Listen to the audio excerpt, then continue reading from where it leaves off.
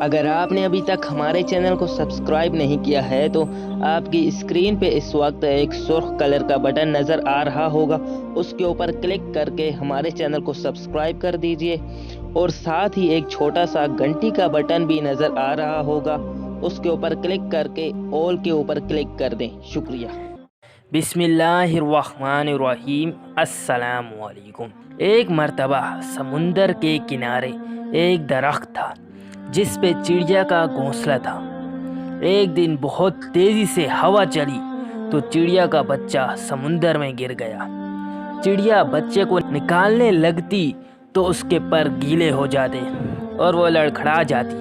اس نے سمندر سے کہا اپنی لہر سے میرا بچہ باہر پھینک دے، مگر سمندر نہ مانا۔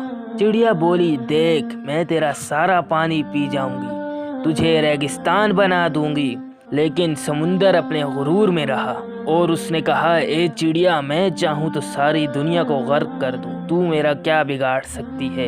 چڑیا نے یہ سنا تو بولی چل پھر خشک ہونے کو تیار ہو جا۔ اسی کے ساتھ اس نے ایک گھونٹ بھرا اور اڑ کے درخت پہ بیٹھی، پھر آئی، پھر ایک گھونٹ بھرا اور درخت پہ بیٹھی۔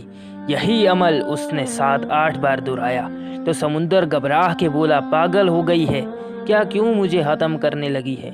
مگر چڑیا اپنی دھن میں یہ عمل دہراتی رہی۔ ابھی صرف 22 یا 25 بار ہی اس نے ایسا کیا اور سمندر نے ایک زور کی لہر ماری اور چڑیا کے بچے کو باہر پھینک دیا۔